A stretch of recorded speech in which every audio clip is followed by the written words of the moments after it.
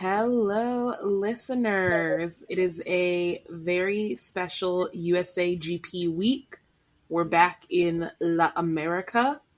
And sadly, not in La America right now is our co host, Felicia. It's her birthday weekend. So she's off having fun somewhere else. I don't remember where, but she's somewhere that's not here. Costa Rica. By the time this is posted, she'll be back. So, no safety harm done here. But because we don't have Felicia, and I doubt me and Bex would leave each other alive on a Grand Prix weekend alone, we have entered another podcast host into the studio. My mommy! Yay! Mother, introduce yourself. Tell the listeners how you got into F1. Any fun facts you have that you'd like to enter in? Okay, I'm Cleo Simpson. I'm AFSAS mom. I'm Becky and Felicia's cousin. And so I got yanked into F1 racing by AFSA, who dominates my television every time she's in my house. So I had no choice but to learn a little bit. I don't know a lot, but I definitely know about Lewis Hamilton. I know about Max.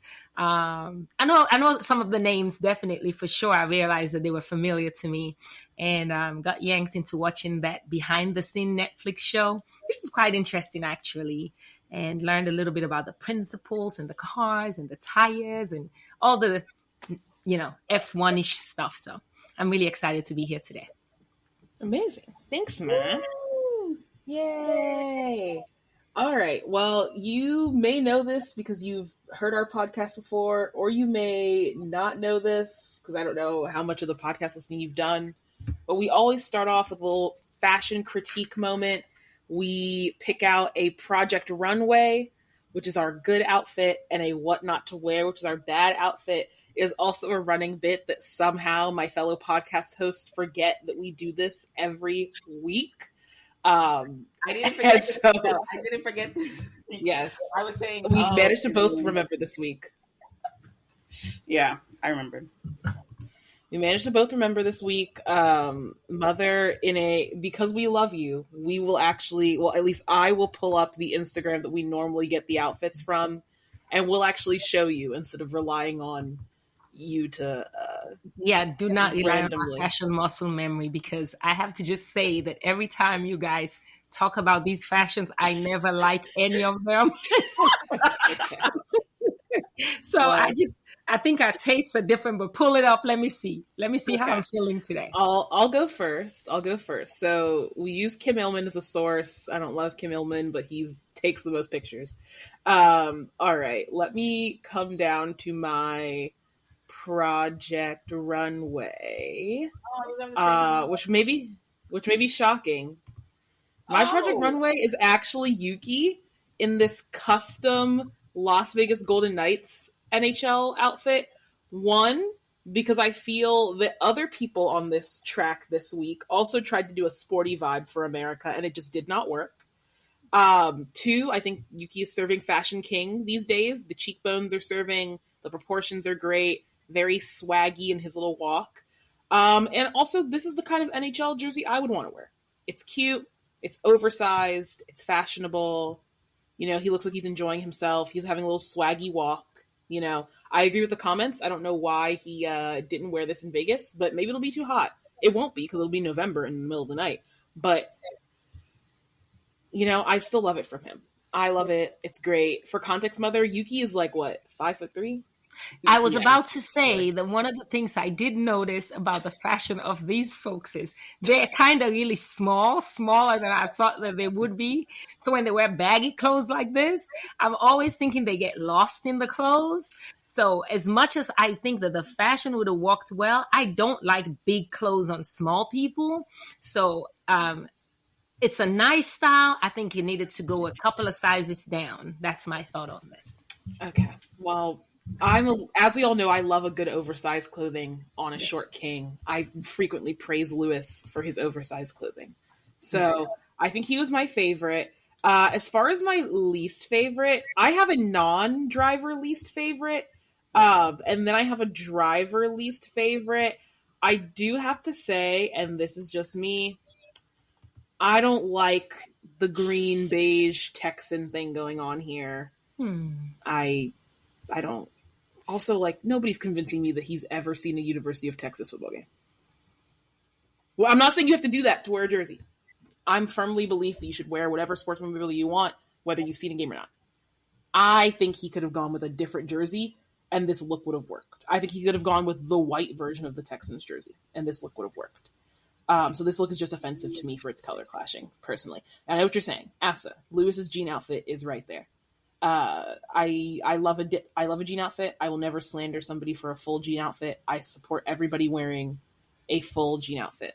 Now, let me go hunt down my actual what not to wear. That was just like I need to pick a driver. There's somebody else who attended the USGP this week that I have to call out, and it is Gordon Ramsay. I did see him. What are we doing? His pants are so tight. I think he was trying to channel his inner Texan. He was, and my thing is he's lived in the United States enough that he should know that Texans wear a little bit baggier of a jean than this. Yeah, those pants are so tight. Something a little bit more starched, a little bit of a lighter wash. And I love Gordy. He didn't need to wear the chef's jacket to the track. In fact, he even knows that because he took it off as soon as he was done this video. In all of his other photos, he doesn't have the chef's jacket on. He does look like those pants are very uncomfortable, though. So they just did not flow well for me. First of all, nobody's happy about the pants. So tight that they actually should not be outside of the boot. They should be inside the boot. That is true. That is true. We can see where the boot is through his pants because they're so tight. Yeah. Can I go? You can go. Do you want me to go back to Kim? Yes, but I have like a bone to pick with everyone. So as many of y'all will know, I am a Texan, born and raised. I was going to say proud Texan, but I'm not really a proud Texan. But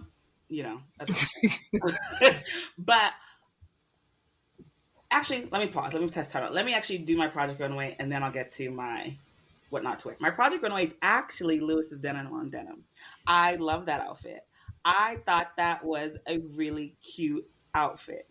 I liked it. It gave like cowboy swag without doing like the mockery, which is what I'm gonna get to next. Like I think this was like the perfect sort of like. Can I comment on the Lewis pants? Yeah. Why does he wear these wide leg pants that are so It's big? fashion. It's fashion. Lewis is actually like really small and really short. Lewis is like 5'7", right? He 5'7", 5'8", something like that. I think the boots he wears add a little bit of height. He always wears like these chunky lug boots. They add like a good Timbs. Normally his Timbs. Yeah, Timbs, And also too, it makes them look bigger than I think he is. So that's why he does. Oh, those are Timbs. Oh, he has a Timbs. He has a Timbs sponsorship. He's always wearing Timbs. I didn't know it was always Timbs. Okay. It's almost always Timbs, yeah. I think I can't really recognize Timbs if it's not the classic Timbs. Yeah. So I thought this was like the best sort of nod to like Texan attire, Western attire. You can find it. I believe in you. I will say that on Lewis, I love his accessories. I love a man that can accessorize well. Oh, absolutely. I want this pearl necklace. If this pearl necklace was not $700, maybe I would purchase this necklace. But alas, I will not be purchasing this necklace, which is so tragic. Yeah. So tragic. So my what not to wear is actually going to be Lando Norris, but for a different reason than you stated, after. You said that the colors were offensive. I think it's more than that. I hate when they get to Texas, they all of a sudden want to do like some sort of weird cosplay of like what they think a Texan is. And it is so annoying to me. I hate it. And like, I know that was like Daniel Ricciardo's thing. He would always come, and he'd wear his UT jersey or, ride on a horse or whatever. And I feel like Lando was like, oh, there's space here for me. And he was like, I'm just going to take it and run. And it was so unnecessary. Like, it's so inauthentic. Like, why do you have a UT jersey on? It's so unnecessary. And he probably jinxed them. That's probably why they lost against Georgia that day. So, yeah, like my overall thing with everyone, Gordon Ramsay, all the little videos, all the little promos that they did, was just how F1 made a mockery of Texans. And I just didn't appreciate it. I hear you there. In fact, we'll hit on the Texas mockery during the pod today. All right. Well, we're gonna get into some F1 news. I don't have that much F1 news for you because we didn't actually record our last F1 news thing that long ago. Recorded it right before the weekend. So I only have a little bit of F1 news for the people. My first thing is last week we talked about the USA GP trophies. And we talked how they looked like a weird combination of Mickey Mouse plus a Lego plus Dead Mouse plus all these things. Turns out they had to get rid of those trophies. I don't know if you noticed on the podium. They had to get rid of them because they got copyright. Well, sorry, they almost got copyright striked. It seems like they narrowly avoided getting got. I'm trying to find the little trophies. The Hiru trophies, they were called. I don't know why he was called Hiru, but it was literally like a little Mickey Mouse, but just like more Lego shaped. It was like they made Lego Mickey Mouse, truly, since I can't actually find a photo of it on the internet anymore. But they almost got copyright strikes, so our vision of horrible, ugly trophies on the grid did not realize. I think they ended up giving them just a really basic trophy instead. Yeah, I was a little bit surprised when I saw that too. I was just like, what happened here? And then obviously I saw afterwards. But I don't know, I kind of, after I'd had a chance to look at it a few more times, I was like, you know what? It's kind of like, it's a cute, ugly trophy. You know, it's something memorable, I guess. So I think it is kind of sucky that they just got like a basic trophy. So I think it would have been at least interesting to get an ugly looking weird Mickey Mouse trophy. Did you get to see the trophies, mamas? So I saw it when it was handed over to the Ferrari guy. I'll come up with a name that won, but I guess it was not the trophy that you guys knew about before. I thought that because it was a longer trophy, and then I saw that they gave the other ones wheels, and that was new to me because I had no idea. Focus is gonna focus. Mm-hmm. I'll send it to you on Instagram. Yes, so you can see on the gram. But yeah, they literally look like Mickey Mouse Legos. They look like somebody made Mickey Mouse and then made him more square. Last, you're right. Yes. So, like, I don't know how they thought that was going to go, because it's like Mickey Mouse copyright, a Lego copyright, a Dead Mouse copyright. It's like, there's like 7 people who could copyright. There's like 7 people who could copyright you. And would have reasonable reasons to be like, oh, this is obviously a copyright violation. Definitely looked Lego-ish and definitely looked some kind of Mickey Mouse with the 2. Yeah, the ears. The ears are very Mickey Mouse. Yeah. And then the hands are very Lego-ish and the legs. Oh, wow. This is what they wanted to give as the trophy? Yes. I'm like, many copyright strikes could have happened here. I don't even see how this represents F1 in any kind of Texas. Way. Yeah. It's Hiru from Texas. No, it's created by the Italian designer Matteo Machiavelli. Well, that's a problem, because if it was coming to Texas, maybe they should have had a Texan design the trophy. I don't know. I don't know. Like each trophy designed by like a local? I don't think it always is. Like, some countries have specific cultural things they do. Like the Hungarian GP always has that, has their little like china that they give out, like their vases that are like really well designed. But I don't think that's everywhere. Like, I don't think the Monaco trophy is like built by the Monegasque people or something like that. Yeah. So weird. But all right, on to our next piece of F1 news. We have Alpine's livery for the USA GP. They were doing a collab, I guess, with Indiana Jones. And so they made their car orange. It was very confusing because it wasn't quite papaya orange, but it also wasn't quite orange. It was kind of yellow. In my opinion, kind of ugly. But I'll show it to the people, and the people can make that decision. Mother, I don't know if you know what the Alpine car looks like normally, but this is what it looks like in this race this time, where it's just yellowish orange. So that's one of my questions for you, because for some reason I could not decipher the cars. Just looking at it, I thought that I would naturally just, identify the cars based on like logos and all of that. But there's so many. There's so many sponsorships. It's difficult unless you know what they look like. Exactly. Yeah. So we can hit that during your question section. We have a dedicated segment for your questions. That's wonderful.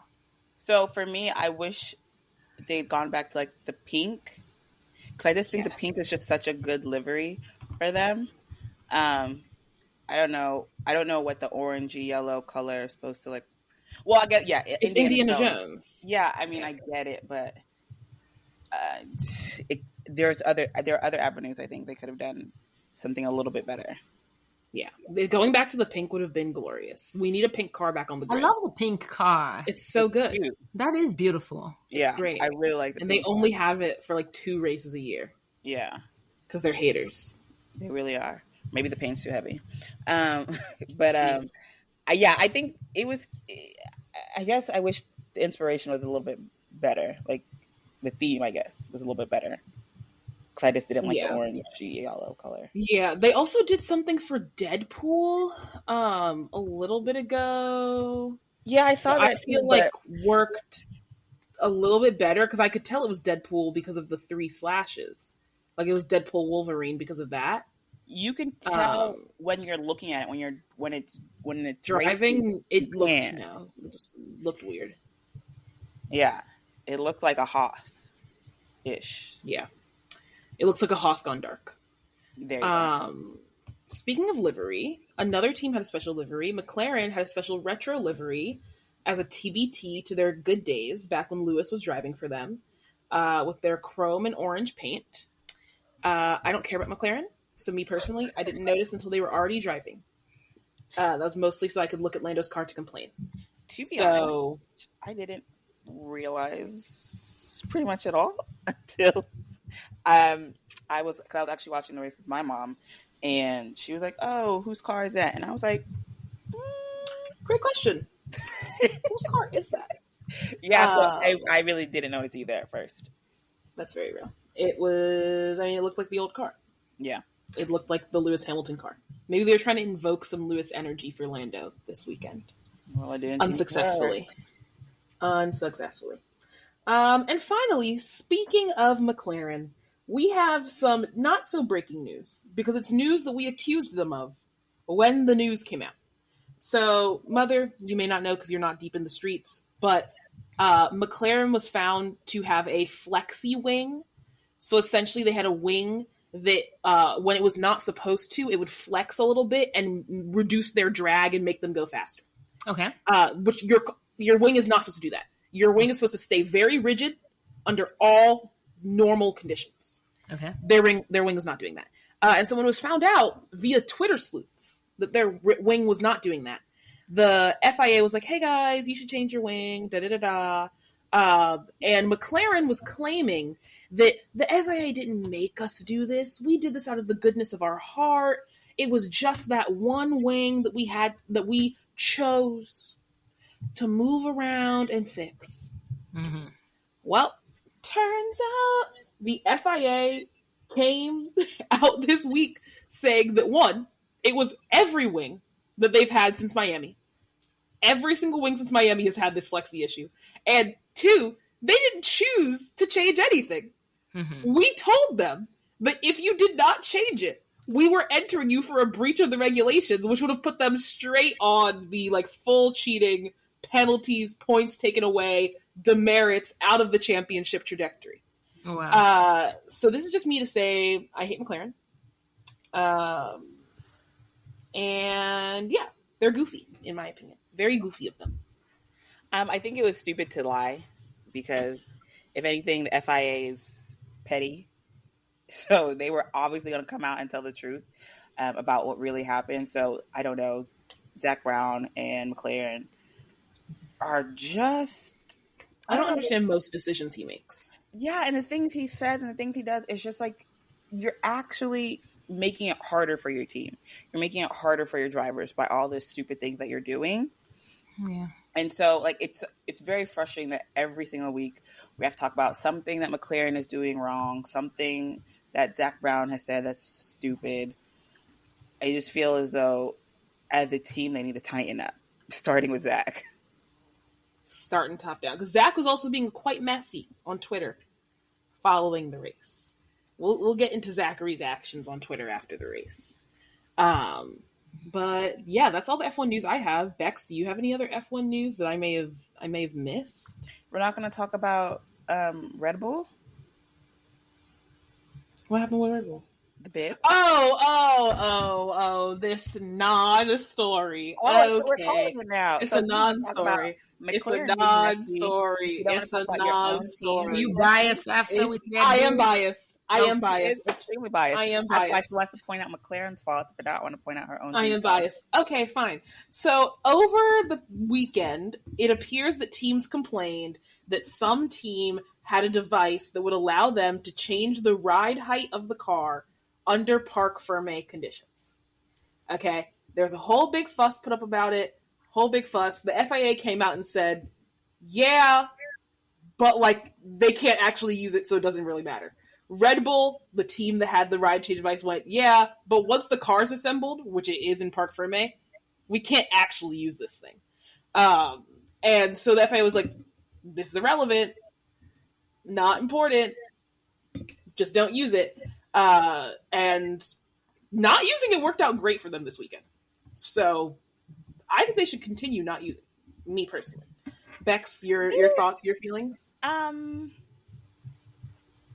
My thoughts is that you're blinded by your love of Red Bull, because if that was McLaren or anyone else, you'd be throwing a fit. Correct. Not anybody else. I'm okay with everybody except for McLaren cheating. Okay, I don't believe that McLaren, the organization, should be allowed to cheat in Formula One. They have too much of a history of doing so. I mean, that is true, but you didn't mind when it was benefiting Lewis Hamilton. So I don't think. So here's what I'm saying. I was barely sentient when it was benefiting Lewis Hamilton. I know. I was in second grade. I didn't have nothing to be bothered about. Yes, I didn't have nothing to be bothered about. No, but I just think for me, like, Red Bull has gotten a lot of strikes on them this year. I know you don't want to talk about it. Why do you keep saying a lot of strikes? Tell me these strikes. You keep saying these words, and I don't think that you'll know what they mean. Maybe we shouldn't even say. No, Red Bull as an organization has had a lot of strikes. Their handling of Christian Horner, the Max thing. There's like, or what Max thing? I was just about to say Max in general, I guess, is my thing. I don't know. I feel like Red Bull has strikes against them, and this is a big, like, you're being able to change. Because if I'm not mistaken, it's the fact that they're able to change the height of the car, right? Not the height, but like where it sits. Where it sits. Yes. Yeah. So like that's actually a pretty big thing, right? And I would agree with you if they could change it while the car was fully assembled. But who's saying that? But like, are we supposed to know that they're telling the truth that they can't change it? We can't. The FIA checked. The FIA checked. Okay, the FIA is actually the biggest joke, and you know that they are. So I don't know why we're sort of like saying, "Oh, well, the FIA say it's fine." I'm saying all I can know is what we've been presented with thus far. Trust me, if it comes out that they indeed could, well, there's a couple of reasons. One, if it comes out that they could change it, then I'll be like, guys, come on. Also, quite frankly, with how the past run of races has been, I don't even know if I'm that concerned with them changing it. If they're changing it, they're not doing a good job. I'm not gonna lie, that was actually something else. Like, how are you gonna? If they're changing it, they're doing a really bad job because it is not going well. Yeah. I don't know. I just feel as though if you want to give smoke to all the teams for their quote unquote cheating behavior, Red Bull needs to be next in line after McLaren. for their cheating I behavior. am a stan. I am inherently not unbiased. I'm in fact Are very you biased. even a stan of Red Bull? You're not a stan of Red Bull. You're No, a I'm a stan of Max Max. stan. Yeah, that's So- true. That's true. Why are you defending Red Bull and their shisty behavior? I only defend things that pertain to Max, Okay. and his car pertains to him. Okay. As long as I already said I would hang Christian Horner by his thumbs in that square that I can't pronounce in the middle of London. Oh, Trafalgar Square? Is that? I thought you were talking about Tiananmen Square. No, Okay. I was most certainly not talking about Tiananmen Square. Most certainly was not. Okay, got it. Most certainly was not. Thank you. Proof that Bex does not watch our Instagram and TikTok clips. She would have known what I was talking about if she watched them. But you listeners should watch some of them. I like them all the time. You listeners should watch them, even though Bex doesn't. 3 Girls, 1 Track, Instagram and TikTok. Watch them and listen to them on TikTok. We'll see if you watch the ones from this episode that Philly edits, even though she wasn't here. So okay, we will see. All right. Well, before we get into the race, I thought it would be a good idea to answer some of my dear Madre's questions. Woo! Spread the F1 education far and wide. So Madre, hit us. Okay. So as I watched the race this week, I actually started watching a little bit earlier so I can get some background stuff. It's kind of really interesting to follow people and do all that stuff. Kind of trying to navigate where I was so I wasn't coming into this thing blind and just watching cars run around the racetrack. But I think my first question that I have is that I always considered Formula One to be a non-American sport. And that I kind of thought NASCAR was the racing American sport, but it seemed so popular with the people. I mean, the stadiums were packed. I don't know, do we call it stadium racetrack? The racetrack was packed. And I guess my question is, when did Formula One start in the U.S.? Because they seem so very popular with the people. Yeah, so I got you. F1 is very popular in America. It has gone through waning levels of popularity over the years. Mm-hmm. So NASCAR is the primary motorsport of America, but America has many motorsports: IndyCar, NASCAR, random little other things that we like to do with cars. All have a home in America. The first USA GP was in 1959. Oh, wow. Yes. So it was in 1959. But the first, technically the first, not official Grand Prix, the first, American Grand Prize is, what they call it. The first F1-esque race was in 1908, before F1 was a certified sport with, actual rules and stuff. Oh, wow. That was the first time they started doing some stuff that resembled Formula One. But the first official U.S. Grand Prix was in 1959, and the U.S. Grand Prix has moved locations around the country as they went to different tracks and as it got popularity and then waned in popularity and then back and forth. Indy has held the F1 Grand Prix before. We had an F1 Grand Prix in Vegas. Obviously, there's the new one, but there was one for, I want to say, a year or two at Caesar's Palace. Notably, one of the worst F1 Grand Prix in history. Okay. Because it was essentially a parking lot GP. So they literally just had a huge parking lot and they built a track in it. And it was bad. It was really bad. So I believe after that is when F1's popularity in America started to sort of wane and basically become irrelevant. And then it was actually via COTA, the Circuit of the Americas, the place that they have this year, that they're sort of we're bringing F1 back. And I believe it was 2012. Yeah. It had a few unsuccessful years of being lame. And then I think it was 2015. They went, we got to bring the big guns out. And they hosted a Taylor Swift concert at COTA, which skyrocketed COTA into popularity. Okay. Because a whole bunch of people who would have no reason to go to the venue were oh, we'll go to the venue. And they're oh, what's this race thing happening right before the concert? I guess we'll go to that. And then, obviously, Drive to Survive helped by expanding the audience, making the drivers, not lame, so on and so forth. Okay, cool. That's good. That's good. All right. Okay, so another question I have was, there were tons of advertising on the cars. It was really hard to know who was who. I think I noticed Red Bull because I think Red Bull has their name on it. Just a few cars that actually you could tell what team it was. So how do you easily identify the cars as somebody who is new to F1? Okay. Bex, do you want to give No, your you methods? go ahead. Okay. Let's say I have my methods. My personal method is two things. One is looking at the timesheet, like on the left-hand side, that says like the order of everybody, and trying to play like building blocks in your head, right? Okay. I see a car with some blue and yellow stuff up front.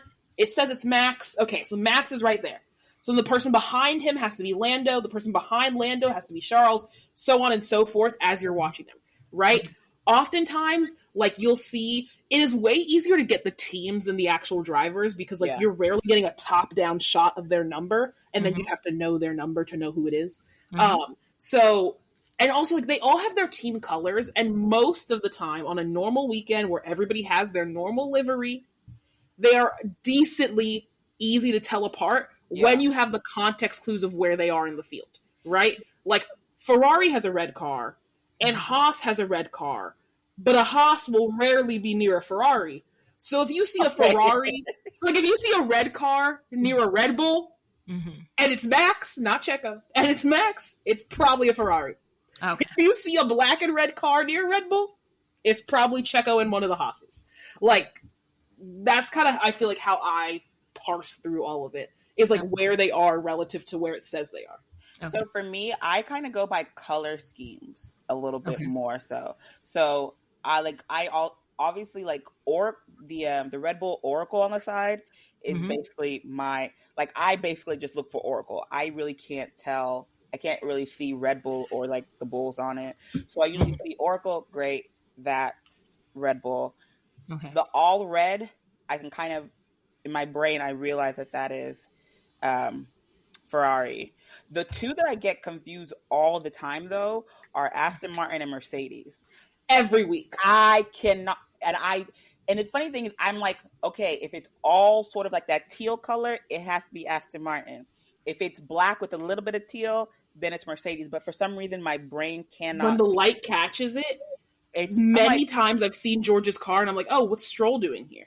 Exactly. And then you'll get another angle, and all of a sudden, there'll be a black car with teal shines. I'm like, it's a Mercedes. Yeah, it's always, those are two that I always get confused. The green for Sauber, pretty much, and they're usually like way in the back, you know. They're all the way in the back, exactly. They were easy to identify. Yeah.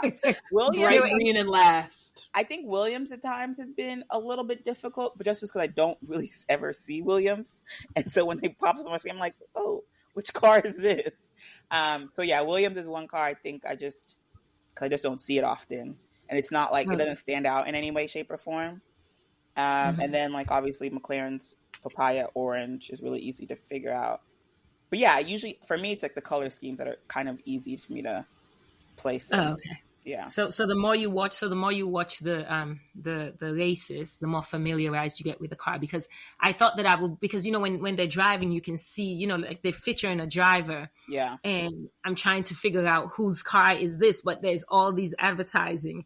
And I'm like, wait a minute, what car is this? You know, so that was very confusing. And you can sometimes by like the advertising, like if I see HP, I'm obviously, that's Ferrari. It's a Ferrari. So the advertising definitely works, because if you can identify the advertising by the car, then the advertising is. It does, yeah. Yeah, it does help. Like the Oracle on Red Bull, that's actually how I know, because the Oracle is so prominent on the car. Yeah. So they don't share advertisers, basically. Is what they don't share title advertisers. Yeah. Okay. So, like, for example, Oracle is like one of their title sponsors. They are Oracle Red Bull Racing. There's not going to be another Oracle team. Okay. Oftentimes, back when teams used to be like sponsored by car and engine manufacturers, be outside of what team they were, it would be like McLaren, Mercedes. And so you'd see like a ton of Mercedes stuff on there. They're still, now they still are technically McLaren, Mercedes, but they're not as in your face about it. Do they have a Mercedes logo? I'm trying to think. They may. I don't even know. It's not super visible. But I think it's on their like tracksuit and stuff. But like a good example is like Monster. Monster is now one of the major sponsors for McLaren, but they also personally sponsor Lewis. So like Lewis has Monster stuff, but Mercedes doesn't, and then McLaren has like a big Monster thing. Okay. All right, that's good to know. So I have another question. Okay. Is the goal to win the top driver overall at the end of the season, or is it more of a race to race thing? Because I realized that they came in, like I saw the numbers, like how they're placed, but I guess based on that particular race, like they, like for instance, Max didn't come in first, so I guess that should have dropped him. Well, maybe not because he had higher points than the other ones. So is the main goal overall who is highest at the end of all the races, or is it more of a race to race thing? I think it's overall. It Okay. is overall. Like overall, they have the drivers' championship, and so you want to be able to score as many points as possible, and Yes. basically whoever has the most points, or whoever has the most points, and the other drivers cannot catch up. That's who won the drivers' championship. Like your goal is to win. That's your goal.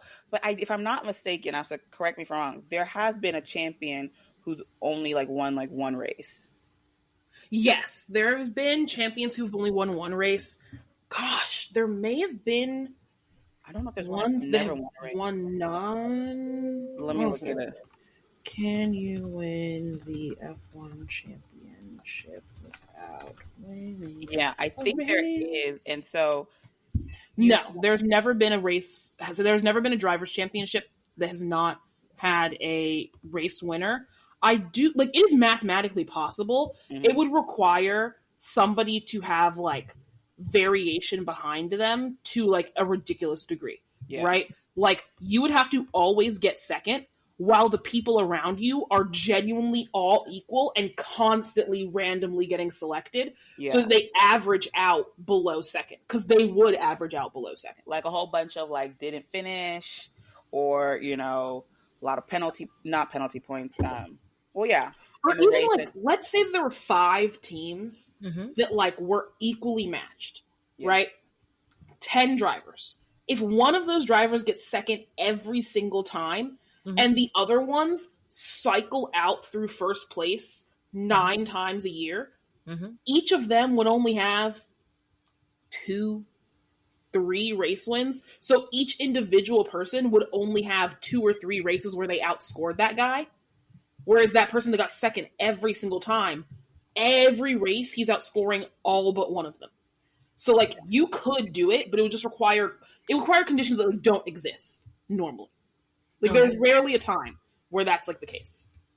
Yeah, I see. So, but I also think like individually, the drivers like their stats. So like Lewis Hamilton holds the record for like most wins, and so most poles, and then Max has like most this, like yeah. So I think like their own personal career, they do want to amass wins and things like that, but it's not necessary to win a championship, which is at the end of the season the most important.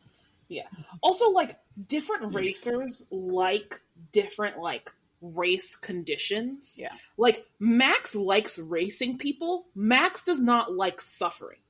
So, like, you could tell that when Max was winning all the time, he was kind of getting a little bit bored.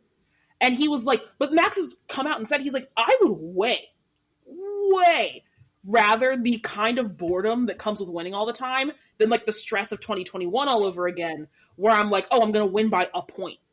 Like, he's like, that's stressful. That's really, like, that takes over your whole body. Some of them want to, like, dominate and win all the time. Some of them like want really hard racing, and like if a consequence of that is not winning all the time, then that's fine.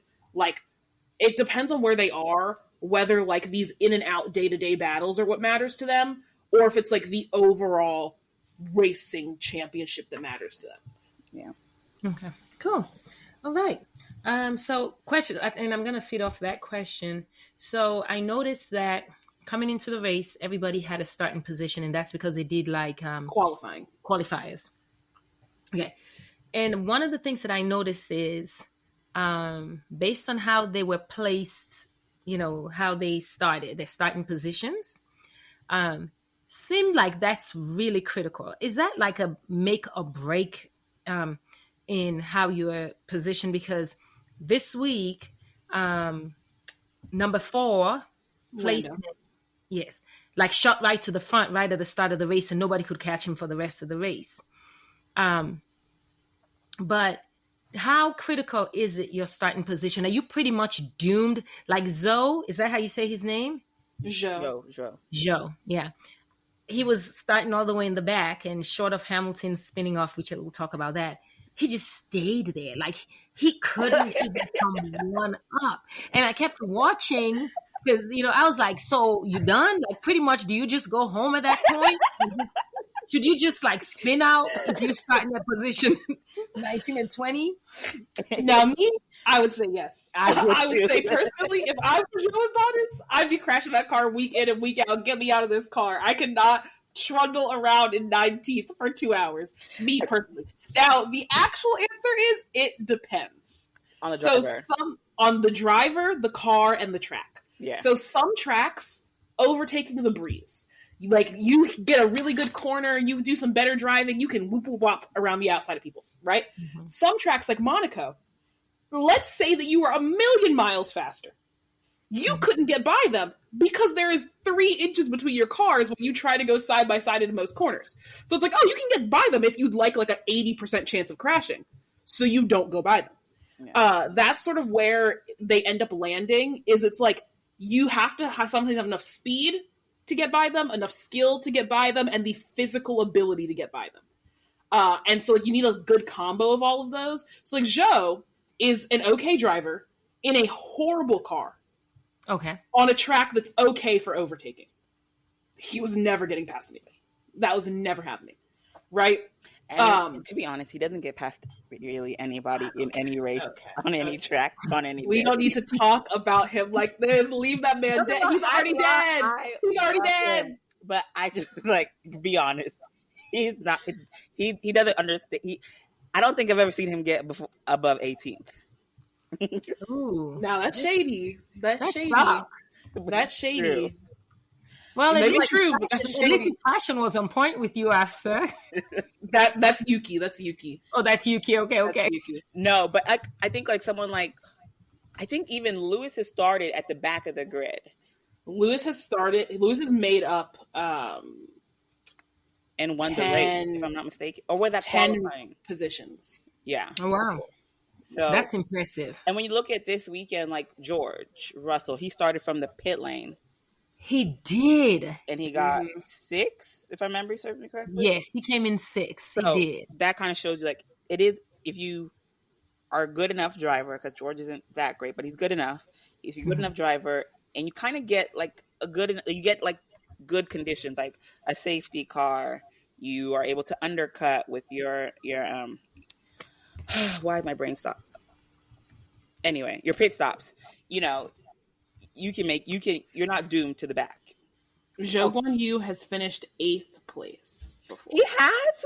When? He has. I think it was in 2023. So in 2023, he finished P9 at the Qatar Grand Prix. I don't know when he finished P8. That his only time he scored points? No. He scored 12 career points. Oh, wow. So he has scored points multiple times. Good job. Let the record show. I retract my statement, sir. I'm so sorry. Okay, so you jogged my memory on a question that I had not written down, but I definitely want to ask. Mm-hmm. So when the race started, only 19 cars were lined up. And then I got to discover that Russell started out in the pit. Yeah. So so let me see if I picked up the notion, and then you guys can tell me if that's what happened. So at the start of the race, maybe the race hasn't started, but the prelim of the race, they all go around and I guess they're warming up their tires. Formation lap, yeah. Formation lap. Okay, there you go. So during the formation lap, did something happen that made Russell go into the pit to start? Or why was he hit?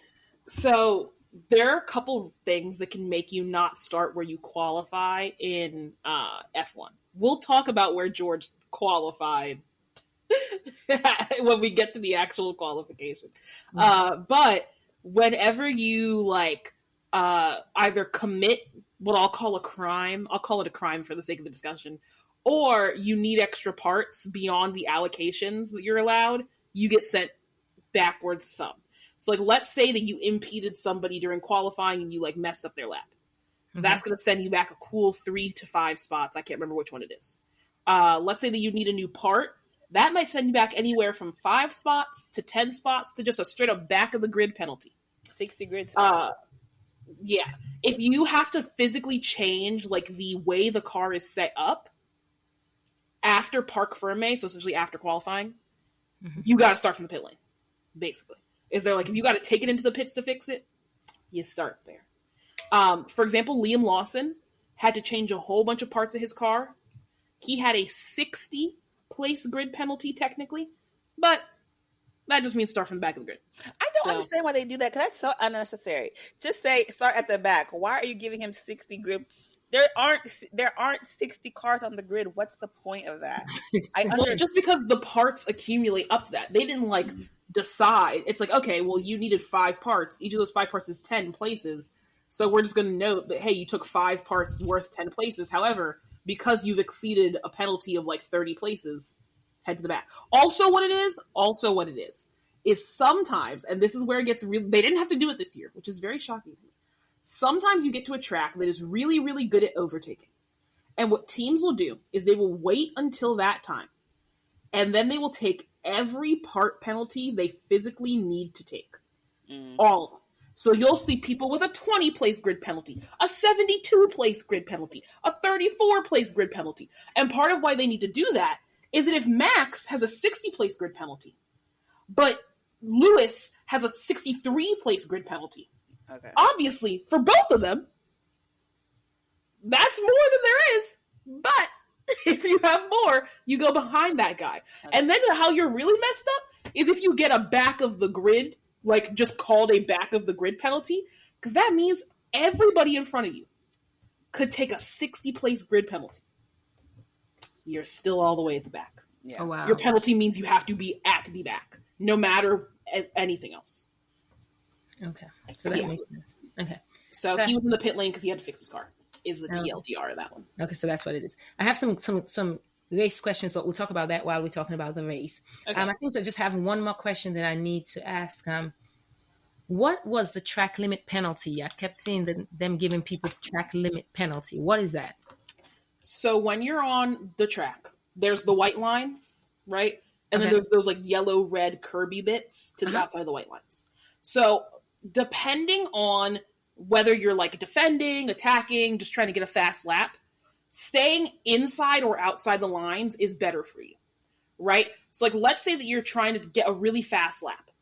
Obviously, going super wide isn't going to help you because then you have to like make a longer line to get back in, right? Mm-hmm. They'll still track limits you for it, but that's not what we mean when we say like, you know, oh, they benefited, like they would benefit from it. What you would actually benefit from if we didn't have track limits is say you were taking a corner where you're supposed to go around the outside like this. Mm-hmm. If we didn't have track limits, and sometimes if it's close to the end of a race, they need speed and they know there's not enough laps for them to get dinged for it. Mm-hmm. You'll see drivers cut the corner because if there weren't track limits, you wouldn't get dinged for it. And if there are track limits, but you have like 2 laps left and no other track limit violations, you can cut right on through, save yourself a good half second, and it'll all be fine because you're not going to get dinged enough times, right? If you are like defending your position, right, the way the track limits come into play is that you're not allowed to just yeet somebody off the track with all 4 of your wheels on the outside and then go like, I was driving. Like, it's like, no. I'm sure about that. Actually, I'm sure about that. I'm sure about that. Take that mic away from your mouth. I'm very sure about that, actually. I'm very sure about that. I'm very, very sure about that. We will address this later, but I just like... We will address it. I'm very sure about that because I know the regulations handbook. Okay. I've read the regulations. So then when I bring it up, I want you to have that same stance then. That's fine. Okay. And when I bring it up, I want you to know where the apex is. That's all I'm going to say. Okay. Sorry, continue. My bad. NT ways, track limits matter so that people don't do whatever they want to do on the thing. It's just, you need all 4 wheels. You need at least 2. 1 wheel. Is it? I think it's... Yeah. You all 4 wheels cannot be outside. Yeah. Okay. Is the way it's phrased. Okay. Yeah. So those were my critical questions while I watched the race. I love that from you. Thank you, Madre. And all right, let's get into the race. Clearly, we're going to have a contentious one here today. Somebody hasn't read the rule book, but that's okay. This week we had the Formula One USA Grand Prix at the Circuit of Americas. As we talked a little bit about, this track came into F1 scheduling in 2012. It has 56 laps. It runs for 5.5 kilometers. And the lap record was set in 2019 by Charles Leclerc with a 1:36.169. This was a sprint weekend. So we had sprint quali, then the sprint, then regular quali, then the race.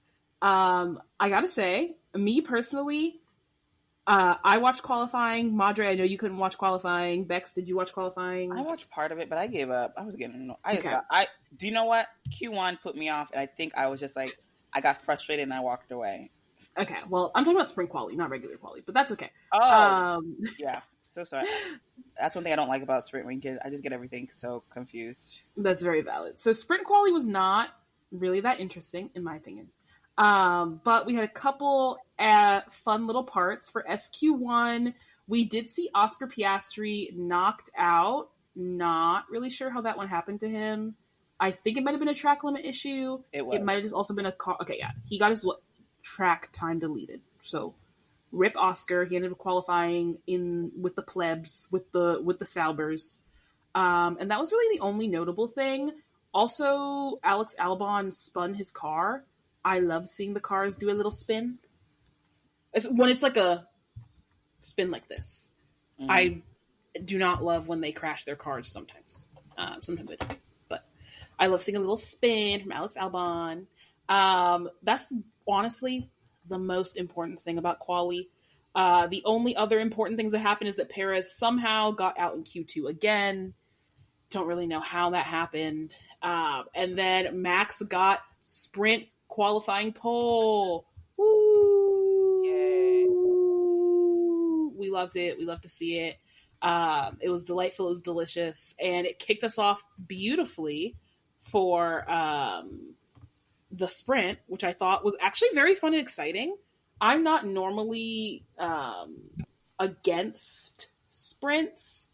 Personally, I am okay with them. I'm just not like, oh wow, they're so great, they're so cool. But I'm not fighting anybody over it. I don't want and them. I think it's just a lot. It's a lot, I think. But I think I wouldn't mind sprint if it was like 3 to 5 in a season. I feel like there's too many. 6 is way too many. I also feel 5, but I think 3 is a good number. I thought 3 was fine.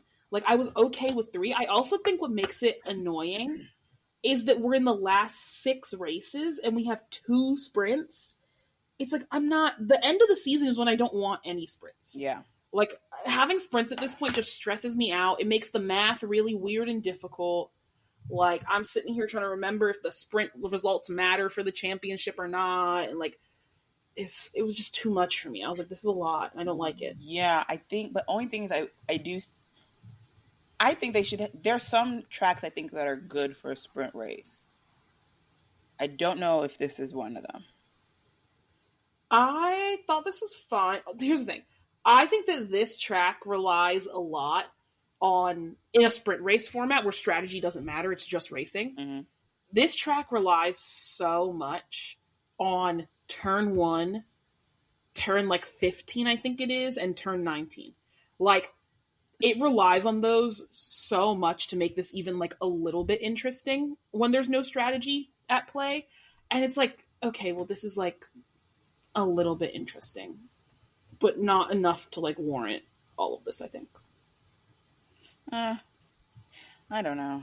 I think to be honest, I think this weekend just kind of put me down on sprint races. I just wasn't really keen on them, so I think that's maybe why. Because I haven't really felt this way about sprint races in the past.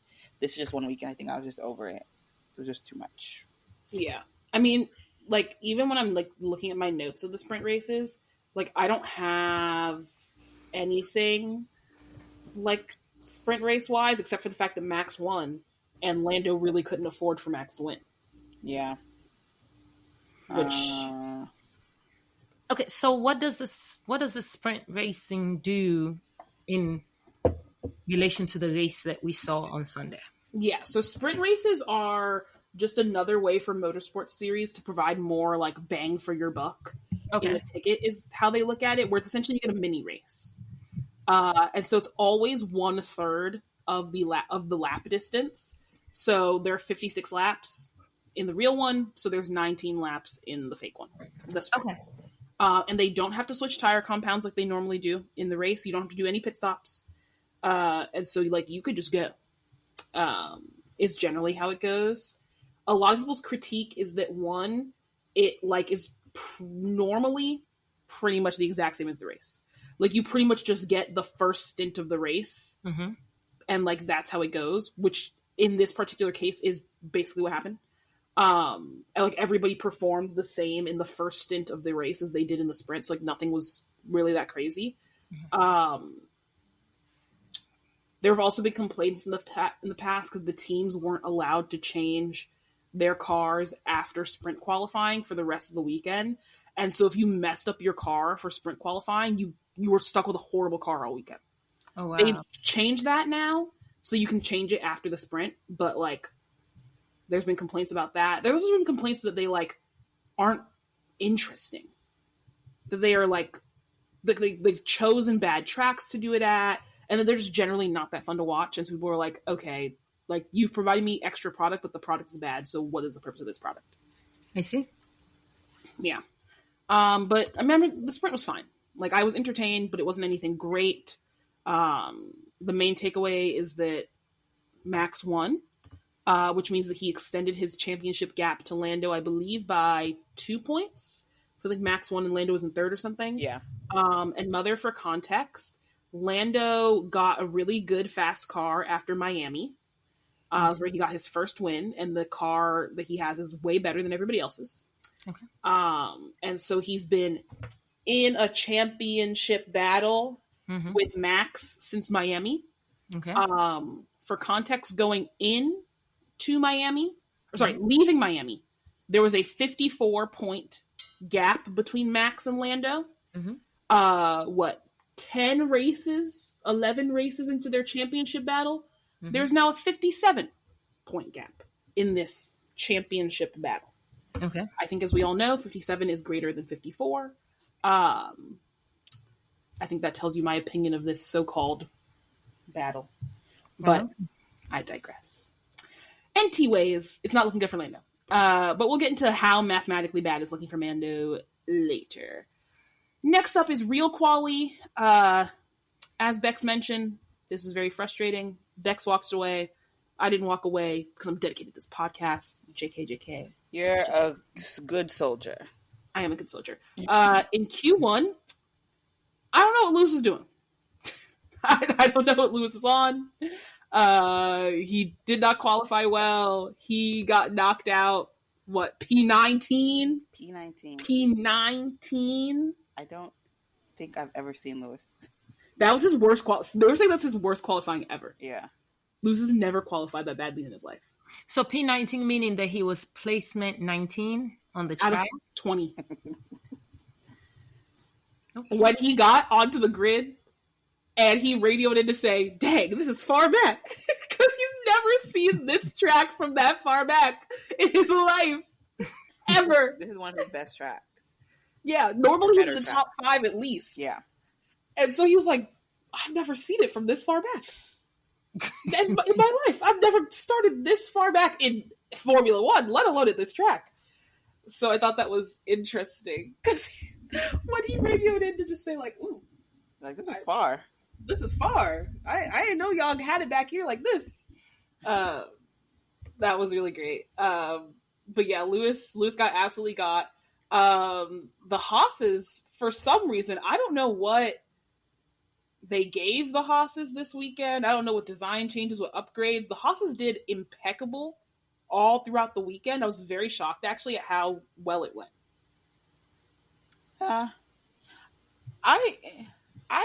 They always, between Haas and Alpine, I feel like they're getting there, but like the results aren't always there.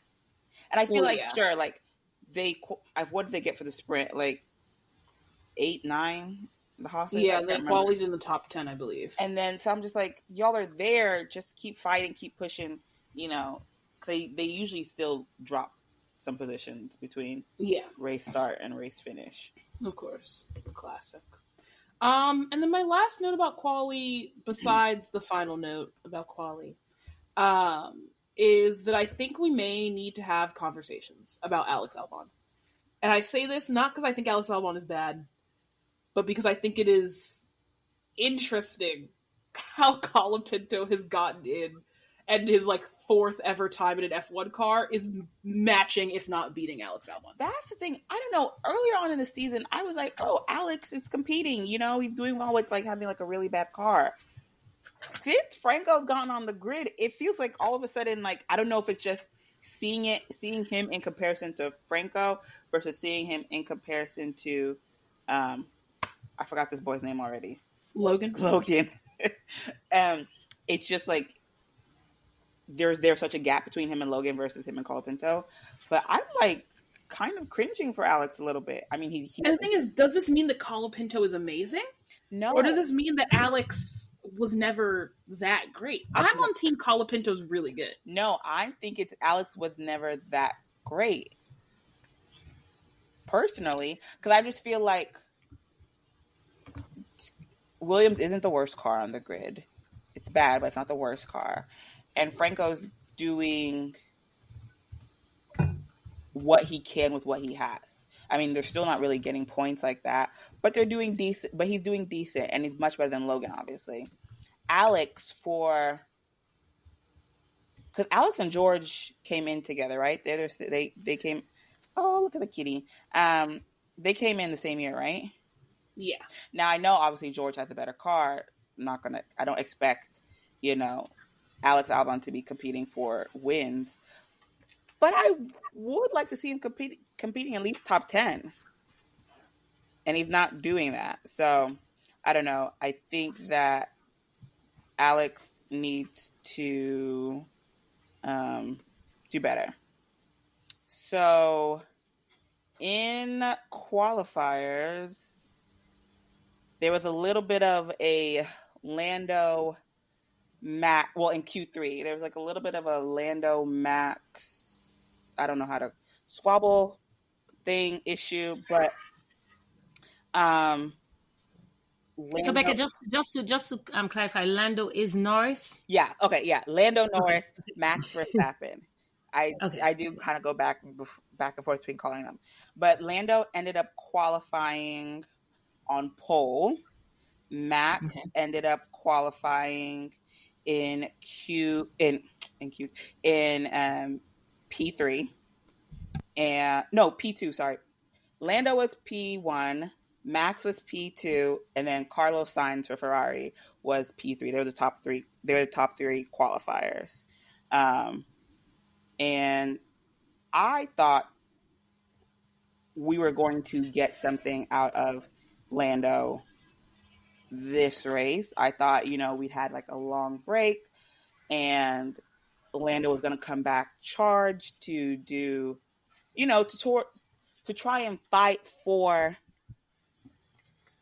the championship. And I was sort of disappointed by Lando. That's what he does to you. Huh? That's what he does. But the thing is, I'm not rooting for Lando. I think I'm more so rooting against Max, which is, I guess, rooting for Lando. But, I don't know. I think I want Lando to do better. And he just doesn't seem to know how to do better. Which is frustrating because you have such a great car that anyone on the grid would kill for. And he doesn't seem to he's just not that good of a driver, I think, when it comes he's not that good. I think it's he's good, but he's not during the race. That's when I really just clicked. I was like, this isn't. I mean, I've always known he's not as good as some of the other people he gets compared to. I've mentioned that before, but seeing him race wheel to wheel with Max Verstappen, I was like, oh my gosh, he's not going to be able to do it. He can't. He physically does not have the skill or the ability to pass Max, overtake Max. He just cannot do it. And that's when I was like, It's never going to happen for him. It's just not going to happen for him. Like, it's not happening for him. And the Red Bull is like the 4th fastest car on that track any given weekend. And the McLaren is always the fastest. Like, it's not happening for you, and you are measurably faster than him. And it's funny. And I think even like Oscar can race Max better than Lando could. Like, I think Oscar could race wheel to wheel with Max and overtake him within track limits. I think that Oscar would not try to make the same overtaking maneuver 8 times in a row, thinking it's going to eventually work on him. I was getting so frustrated. I was like, oh my gosh, Lando, try something different. So I thought that the race was really between Lando and Max, because the Ferrari was number 1. Yeah. Leclerc, is his Leclerc, Leclerc. Like, he was number 1 and just did what he did.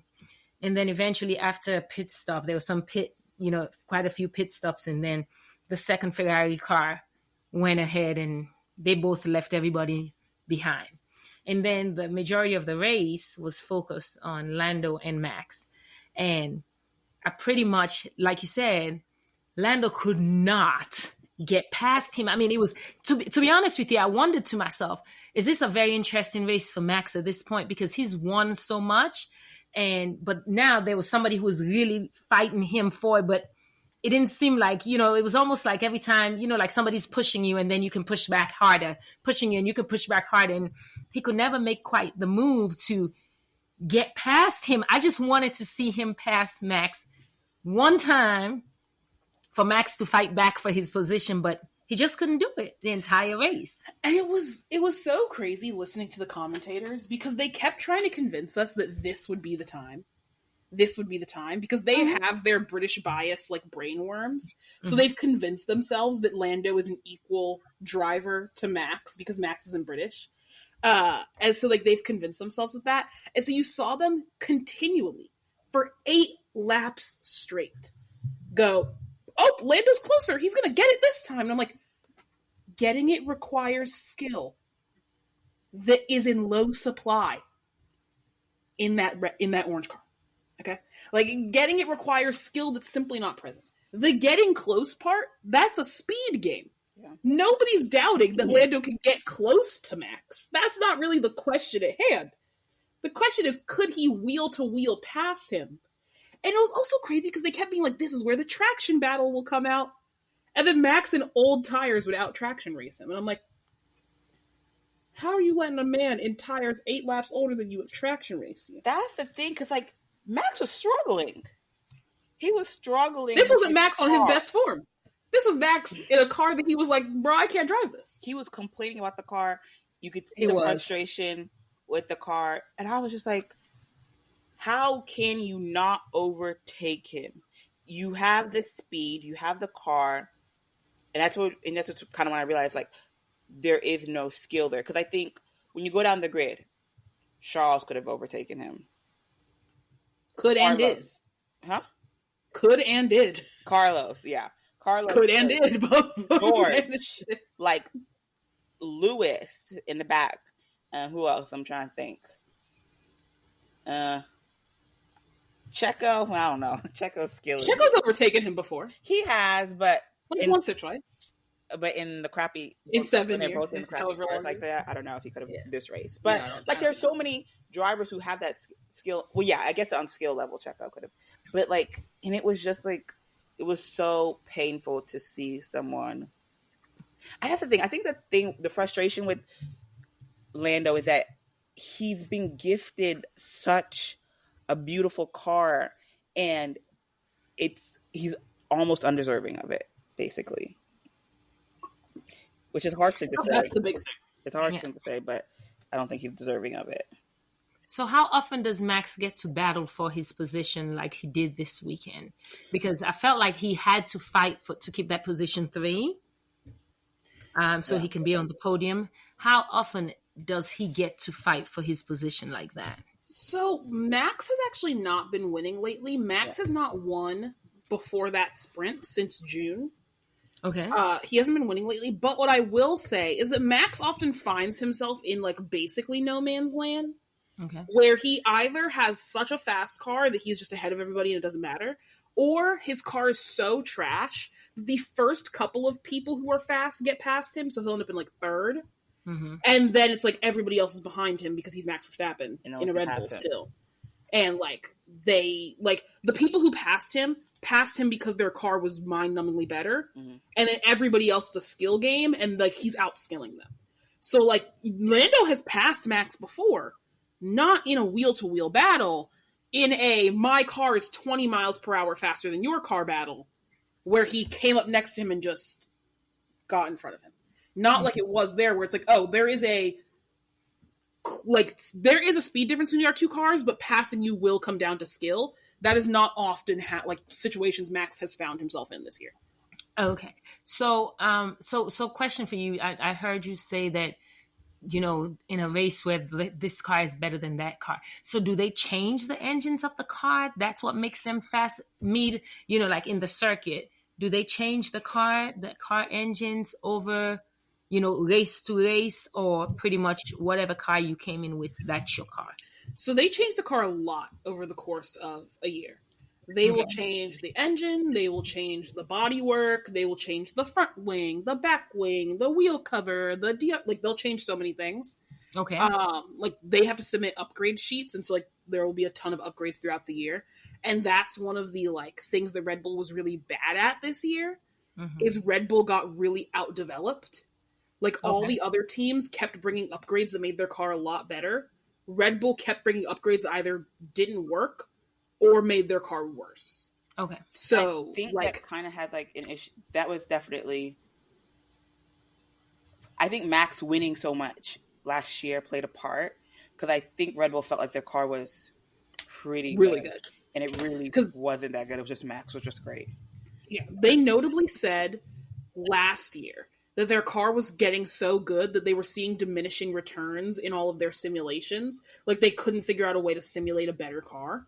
And it's like, no, you're using Max's data from Max being Max. You could make a way better car.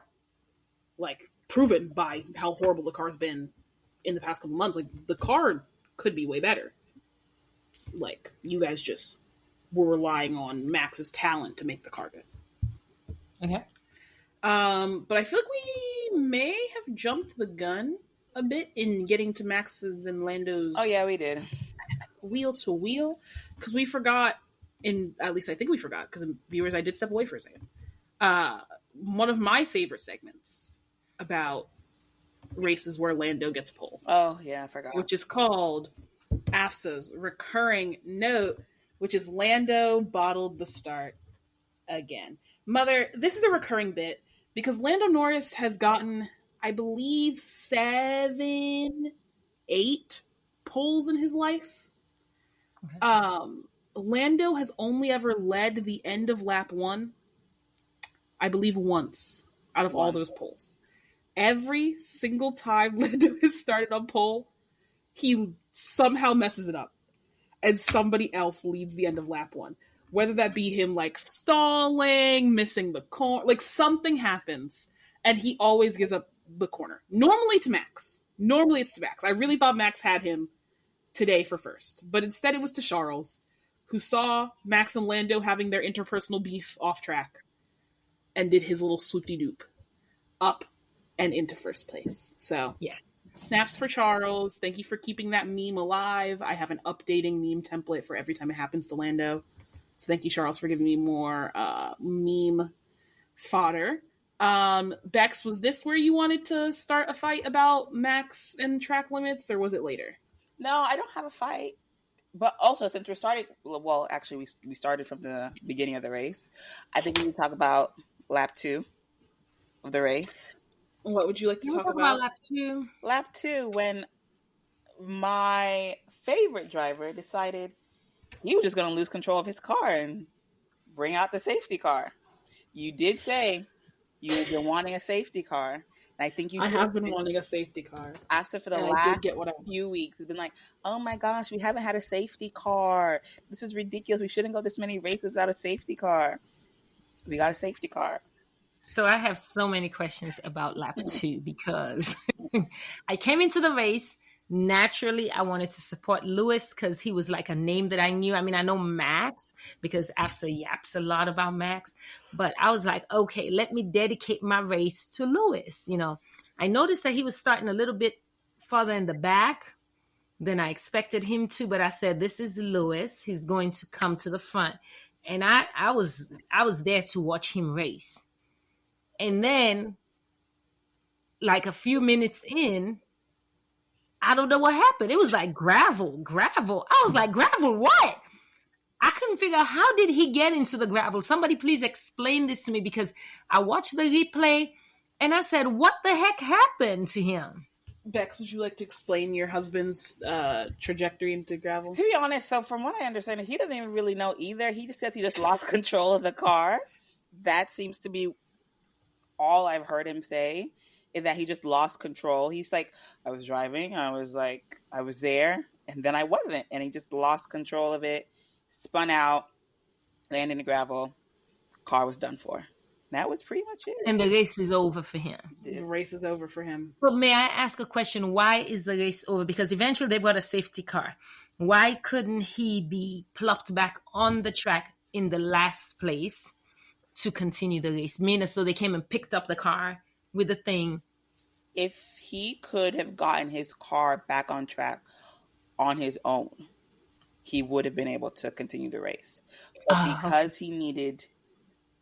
to be honest, I think his car was done. I don't know what, but you could see him. He tried to see if he could continue the race or like get his car back going, and it wasn't. So once you need, I believe, the marshal's help, you're done. If you need someone else's help to get back on the track, you can't continue the race. So like also because it might, like, what I think it is that because their wheels are smooth, so they can like really grip the track. When you're in any sort of situation that like a regular car could drive itself out of, they actually don't have any of that traction and groove with which to get out with. Their like wheels don't have grooves to push against the. There's none of that. They'll just spin. So that's also the other thing about gravel, which is why it like slows them down so much, is that it literally like drags against their car and stops them. But it also means that like when you try to drag back, you don't actually have anything to drag with on your wheels against it. So you end up just stuck and beached, as they say. Yeah, because I did notice that the tires are very smooth. And I was like, why do these tires not have traction? But I guess that's what makes them go as fast as they do. Yeah. Yeah, that was quite disappointing, actually, because I just wanted to see him race. I had taken time out, dedicated my time to watching the race, and it was quite disappointing to see him. He didn't even make it halfway. Like I would not have minded had he gone halfway. Something happened. Somebody bumped him. He hit somebody. Like while we're racing, that was like a race against himself that he lost. And the thing is, Lewis doesn't get DNFs a lot, so this was very much. And also, he's really good at COTA. Circuit of the Americas. This is a really good track, a track that he likes. He's never finished outside of like P5. The top 5, yeah. Yeah. It's funny enough, I was watching this with my mom, and I was like, listen, I like to call my mom. I don't like to watch sports with my mom. I think she's a jinx a little bit. And I was just like, I'm just saying that this is the first time I ever watched a Formula One race with you. And this is the first time that Lewis Hamilton has finished outside of the top 5. So I'm not saying that it's your fault, but I just want to let you know the facts. I see. She wasn't too pleased about that, but yeah, I just think it was a really, really sad situation too. I was like, by the time this race is done, Lewis is dressed, done his little interviews, and gone home.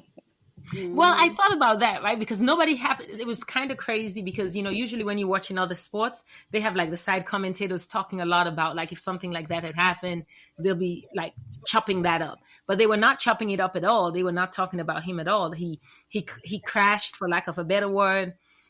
He was taken off the track and voila, gone.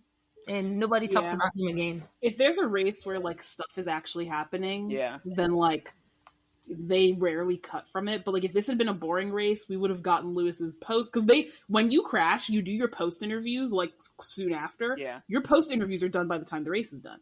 So like if he had like if it had been a boring race, we would have seen his post interview as like a side screen. We would have like, but because there was so much interpersonal beef happening between those cars, they didn't have time to cut to any Lewis time.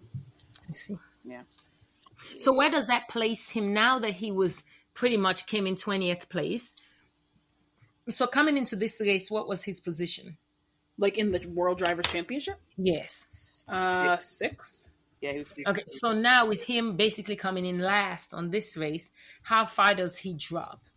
So it's not like that. It's an accumulative thing, not a like average position thing. So let me find it for you now. So this just means that he didn't gain any points. Yeah. So, for example, he is in 6th with 177 points. George Russell is in 7th with 167 points. So if the same thing were to happen, yes, exactly. So George and everybody else behind him just got closer. But if the same thing were to happen, like if we had the exact same race results next time, he would drop behind. Yeah. George, probably. No, sorry, certainly he would drop. Yeah, he would. Understood. Yeah. So it just means he didn't gain any, but nothing lost technically. All right. Well, we have a little Max and Lando moment. Charles gets ahead. And then we have a lot of backfield stuff that I feel like we don't really talk about, just because they're scrapping for 15th place, and we generally don't talk about the scrapping for 15th place. But there's a lot of it this time. Lance and Alex and Esteban were beefing. They were all doing their thing. One thing I forgot to mention during qualifiers, and it's just something that for me just kind of took me back, was this weird beef between Alonso and Liam Lawson. I did not understand for the life of me. I do not understand why Alonso is so upset with Liam. I think he's saying that Liam impeded him or like messed up his lap or something. Sure, but like his own teammate has done that to him.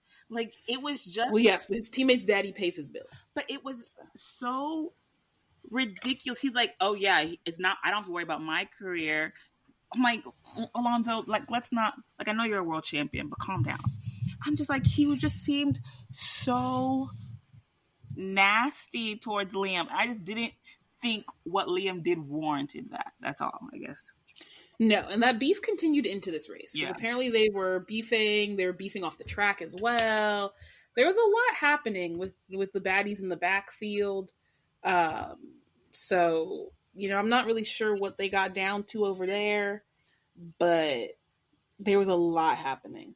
For like the first 20 laps, there was a lot happening back there. George and Valtteri, because they have some weird invisible string between the two of them, they got into beef as well because George pushed Valtteri off the track. And George got a penalty for it. Rip George. George had a very unlucky weekend. I don't know how he survived. He did pretty good for as much crap happened to him. I know. He had a surprisingly good end result. Nobody crashed in front of him so that he could get a podium, but it was good. It was good for him. Alex also pushed Valtteri off the track, I'm seeing. Valtteri was getting pushed around a lot. Valtteri was getting crazy because Valtteri is like he's a good If I'm Valtteri, how are you getting pushed around back there? I don't know. Like, poor guy. This man used to be one of the greats. I know. It's upsetting to see him. So sad. It's upsetting to see him do whatever is happening to him. It is. Which is, yeah. But I feel like that's all that really happens in the first stint, and then we start to get into pit nonsense. Yeah. In which basically everybody pits. Lando pits, Charles pits. Mm-hmm. Max was having a car issue that they were like, we're going to fix at the pit stop. That I guess got fixed at the pit stop. I think so. But it didn't take any longer than their normal pit stops take. So I don't know if it was something where like somebody just needed to like knock something back into place or whatever. But Max got his stuff fixed. So that's good. And yeah, now we're into the second stint. Everybody's on hards because they're trying to make this a one-stop race for some reason. Godspeed to them. Yeah. And yeah, So how often do they stop? Because I did notice that they talked a lot about the one stop. How often do they pit? What's like? I mean, I know that there's a strategy behind the pits, and so, but how often on a race would the drivers pit? so you have to use two. Sorry, there's an echo. Give me 1 second. You have to use like 2 sets of tires, basically. So that's at least one pit stop. Or you have to do at least one pit stop per race. So with each track, every race strategy is going to be different. And also too, like weather conditions play a factor into that as well. So a lot of times teams will come into a race, they'll have like, okay, we're going to plan for 2 pit stops, whether it's like mediums to hards to mediums, wet softs, whatever the tire combination is going to be. But then when the drivers get out there, they're like, listen, I know we've said 2. I think I can make it on a 1 pit stop race. And so it really just depends on the race, the driver, weather conditions, basically.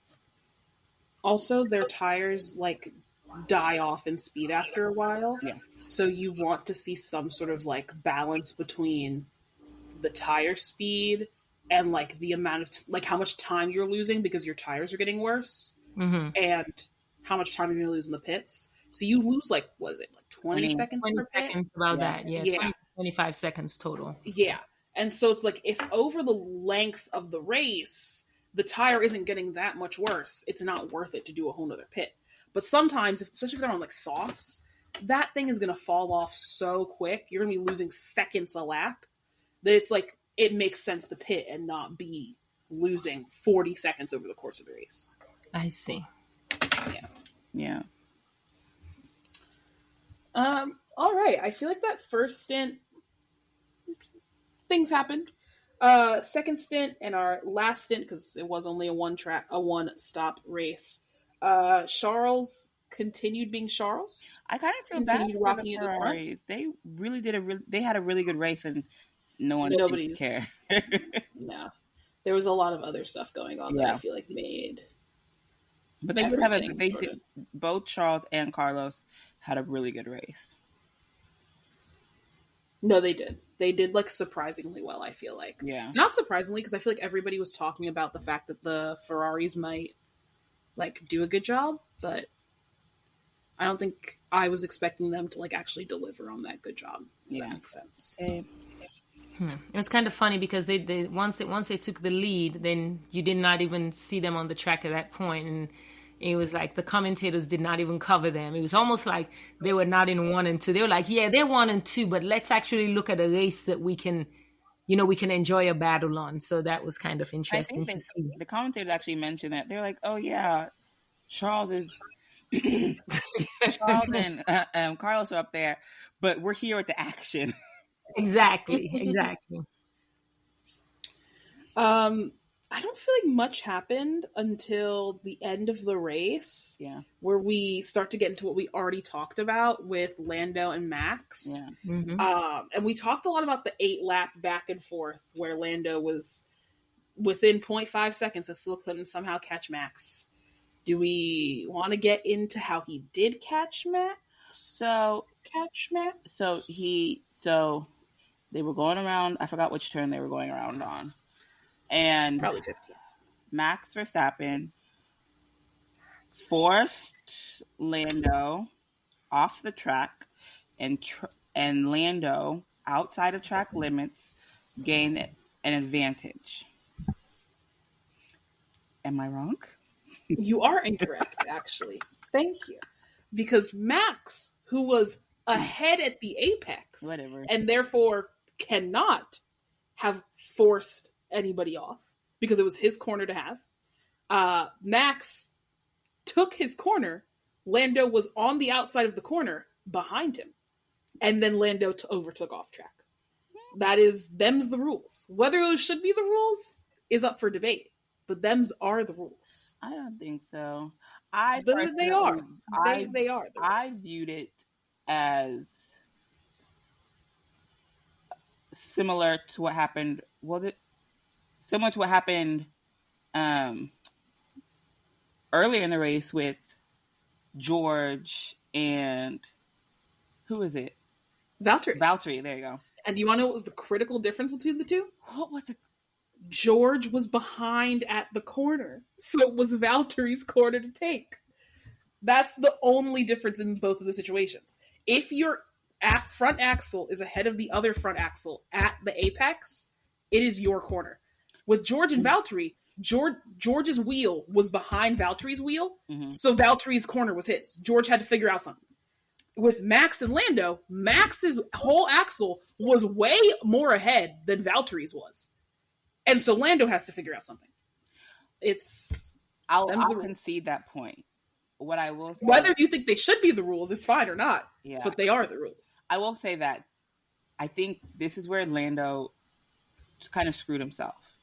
Because I think if Lando had actually, I take that back. It's not where he screwed himself. I think Lando should have given him back the position as soon as they were like, duh. But the thing is, Lando kind of knew if he gave that position up, he couldn't fight for it back. Basically, what we saw the previous 8 laps. Yeah, and so I think that's why Lando tried to hold on to it as much as possible. I always get why they tried to hold on to it. Yeah, it's one of those things where he beefed with him for 8 laps. Yeah, got ahead of him, and there were 2 laps left. Mm-hmm. Lando probably could have gotten him in those last 2 laps. But the problem is that McLaren is prideful. Lando is prideful. Yeah. And Lando is a whiner at the end of the day. No, let me back up. Time out. They're all whiners. They're all whiners. And they're all whiners. And I don't have a problem with the whining. I don't actually have a problem with the whining. What I do always does annoy me is they have to get on the radio and pretend like they are correct. Right? Yeah. It doesn't matter if McLaren knows that Lando probably, to be safe, should give it back. They're going to play the game that, the FIA is being outlandish. Of course you shouldn't give this back. You were in the right. That's the game they're going to play. And it annoys the crap out of me because I'm like, I totally, totally, totally get why you're doing that. Okay? At the end of the day, you can say all those things on the radio. You still should act in the way that's going to win you the race, most likely. Yeah. They knew, no matter how prideful they wanted to sound on the radio, they have eyes just like the FIA. They could have gone back and seen that Lando was behind at the corner, gone, the FIA always sides with the person whose axle is in front, which is the one consistent thing the FIA does do. Mm-hmm. If your axle is in front, they're probably going to side with you, no matter what happened. And they should have gone, Lando, give the position back, just to be safe. You could talk crap about Max and the FIA while you do it. Yeah. But you knew you were going to get a 5-second time penalty. So you're telling me that you thought Lando could pull 5 seconds on Max in 2 laps, which he didn't. And the only reason that he almost did was because there was traffic. If there hadn't been traffic, there's a good... if there had been traffic and they hadn't ordered Oscar to back off, he would have lost 2 positions. Yeah. Instead of just not even losing the 1, because he definitely would have caught him. I don't know. And the thing that was frustrating to me, as soon as the race ended, they're on the radio should I have given the position back? I'm like, why would you wait till after the race to start asking those types of questions? You should have asked, should I give it back on the radio? But you didn't want to because you just didn't want to seem oh, you were at fault. And I'm like, sure, I do have issues with whether or not he should have gotten the penalty, but once there was it looked like you were going to get the penalty, get the position back, and fight for it. So I have a question based on that, because as I was watching, so I know that they talked about the track penalties that he got, Norris got at some point. So when you guys talk about giving back the position, what do you mean by that? Because he never went in front of... Did he ever go in front of Max? Yeah, he did. He did. He went in front of Max. So when you say give back the position so he could fall back and let Max go past him? So oftentimes when you gain a position unfairly, you go off the track or you whatever it may be, the FIA gives you a lap or two, maybe, to naturally get things back to the way they were. Yeah. So let's say that you cut a corner and that made you overtake somebody. As long as you give the lasting advantage back, so you go behind them and maybe you let them like get like a little bit of a gap to you, they'll be like, okay, we won't give you the 5-second penalty. Fine. Right? But that is like the reason why it is almost always smarter to just give the place back if you think at all they're going to penalize you. Because it is very rare that the advantage you got over them was 5 seconds. Very rare that you gained 5 seconds on them in that move. It is much more likely that you gained a second or two. And so that 5-second penalty will put you farther back than you would have been if you never passed them. Because he ended up in 5th place, didn't he? He ended up in 4th only because they told Oscar to slow down.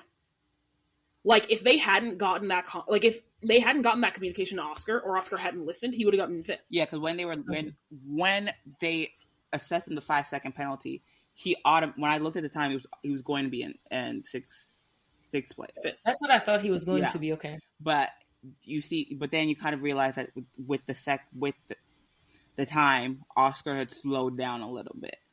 Yeah. So basically, same team rules. I don't know if that qualifies, but basically, Oscar was given some instructions from the team to like, don't hurt us anymore. Basically, yeah. Oh, okay. Basically, they want to protect Lando's chance at a championship, and like every point that he loses is a farther away he is in his bid, which we'll talk about the math of his bid in a second. But like it's not looking good. It's not looking for good. him, and it would have looked worse if he had gone behind Oscar. That would have been truly disastrous, actually, for his chances. Yeah. Anyway, I feel like we basically covered everything. Congrats to Charles for winning. Pop off king, pop off king. Yeah. This is the first podium and cool down room in a while that hasn't been absolutely rancid. So thank God to Lando not being there. Mm-hmm. Like, the vibes were actually kind of fun in this one. They seemed like they were all enjoying themselves. Yeah. Which was great. I love that. And as the resident math girly, I thought everybody would like to know that Lando has to outscore Max by 11.6 points every weekend from here on to beat him in the championship. So if Max got second and Lando got first in every single point scoring opportunity, Max would still win. Yeah.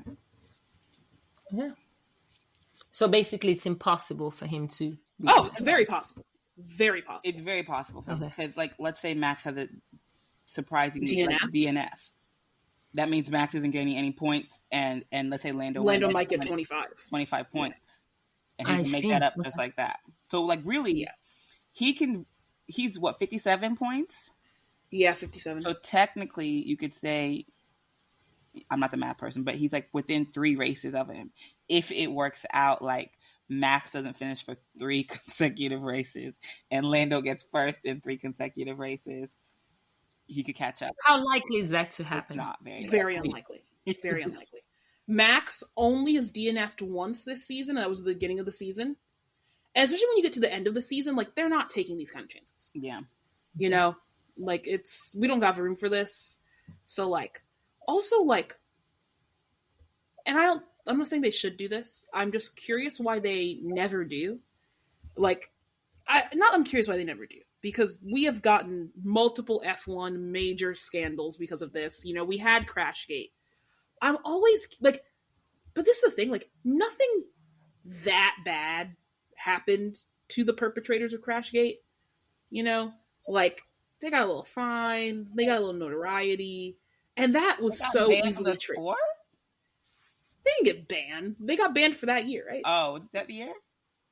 I don't know. I have to go back and look up all the players, but I think they got banned for that year. Okay. But it's like, what is stopping them from just doing a little bit of espionage, just a little bit, and just slowing Lando down a little bit, like with Checo, and like that would require Checo to, you know, qualify where he needs to be. But I'm not gonna lie, that it has popped up in my mind a few times, but there are a lot. They don't have friends, you know. Like, even if it's Red Bull doing it to the detriment of McLaren, I could see Toto getting up there and being like, no, this is what they're doing, calling it out. Mm-hmm. I think like there are other teams on the grid who could potentially be like I'm sure Zach Brown is going to like throw the absolute biggest fit we've ever seen an adult male throw. But yeah, I think the other teams are going to point it out as well. And it's just not going to be. Yeah, that's true. That's true. Yeah, I don't think Red Bull's going to come out of that one looking good if they were to do that. Yeah. No more cheating scandals for Red Bull. We can't afford anymore. I was just about to say, they already have a little bit of a... Can't afford anymore. All right. Well, that's the race. Up next, we have the Mexico Grand Prix. Next week, we're in the middle of a triple header. So it's about to be very bow for us, Mexico, and then Brazil. I'm looking forward to it. Very excited. But I actually don't have a question to round off our podcast. So instead, I guess my question would be, Mother, how did you enjoy not your first, but one of your first F1 races? So I will call it my first F1 race because in as much as I have watched other F1 races with you, I have pretty much been yanked into the race. I did not welcome the race. So this time around, I started watching early, I think like an hour before the race actually started. Actually, it's very interesting, to be honest with you, because they covered like some of the players, follow them. Definitely saw the Alpine drivers testing on some Texas gear and all that good stuff. It was kind of humanizing because usually once they start driving, there's no difference in the drivers. There's no, you just see the steering that looks like a game console. So it's kind of good to see the background of them. I am excited about it. Watching the next one. So you say the next one is in Mexico. Next one is in Mexico next week. And is that next weekend? And of course, I would hope that you guys will give me some insight into what I need to watch, because I like to have some background in it, because I felt like just watching the race by itself, a lot of stuff had happened prior to the race that did not equip me, in watching the race. I may not have known, but now that I've listened to a lot of what you've said, I would love to like watch background stuff on it.